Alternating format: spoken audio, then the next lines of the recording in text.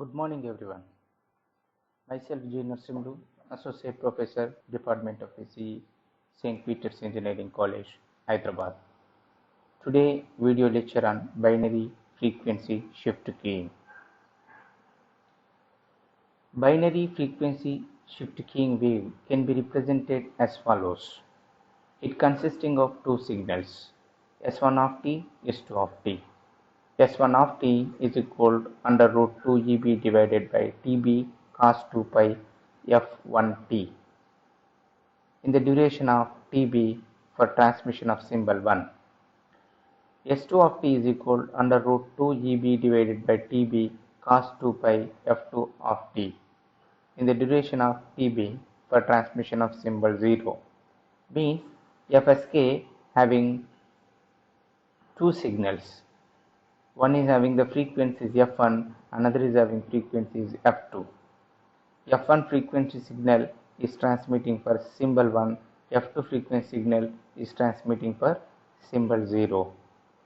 Let pi 1 of t, pi 2 of t, which are corresponding to the carrier signals using for the modulation.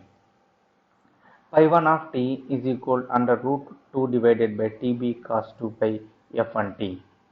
Pi 2 of t is equal under root 2 divided by Tb cos 2 pi f2t.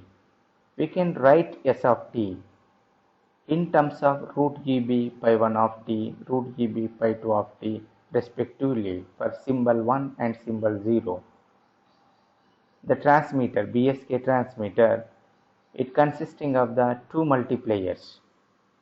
A binary wave having on-off signaling form. It is represented with message signal M of t and inversion of the M of t. The carrier signal pi 1 of t is equal under root 2 divided by Tb cos 2 pi f1t. Pi 2 of t under root 2 divided by Tb cos 2 pi f2 of t. Both signals will be multiplied with M of t and inverse of M of t respectively with their respective carrier signals, then which are summed and will give that FSK signal. Input binary data is unipolar non-return to zero format applied to the multiplier 1 along with the carrier signal pi 1 of t. Then S1 of t is equal M of t into pi 1 of t. The input M of t is applied to the multiplier 2 through the inverter along with the another carrier signal pi 2 of t. Then S2 of t is equal inversion of M of t multiplied with pi 2 of t. When symbol 1 is transmitted, the output appears from upper path S1 of t. No output from the lower path S2 of t is going to be equal to 0 for transmission of symbol 1. Thus frequency F1 is transmitted for symbol 1. When symbol 0 is transmitted, output appears from the lower path, that is S2 of t. No output from the upper path, that is S1 of t is equal to 0. Means the frequency F2 is transmitted for symbol 0. Frequency F1 should be greater than F2. The phase of the FSK remains constant. FSK is also known as continuous phase FSK. Here, when you have this one M of t stream of bits corresponding to the digital data 101, S of t is after modulation. Corresponding to 1, the signal is transmitted with F1 frequency. Corresponding to 0, the signal is transmitted with F2 frequency. Again, corresponding to 1, the signal is transmitted with F1 frequency. F1 must and should greater than F2. The coherent detection of BFSK. Already I told you now, coherent means the carrier signals which you are using for the transmitter, the same carrier signals now you are using for the detection also. That is called coherent detection of BFSK. Here X of t as the input for this coherent detection of BFSK. X of t consisting of S1 of t and S2 of t. S1 of t is corresponding to the transmission of symbol 1. S2 of t is corresponding to the transmission of symbol 0, which are going to be multiplied with their respective multiplier. We have the multiplier is multiplied with pi1 of t and pi2 of t. Connectedly, we have the low pass filters acting like an integrator.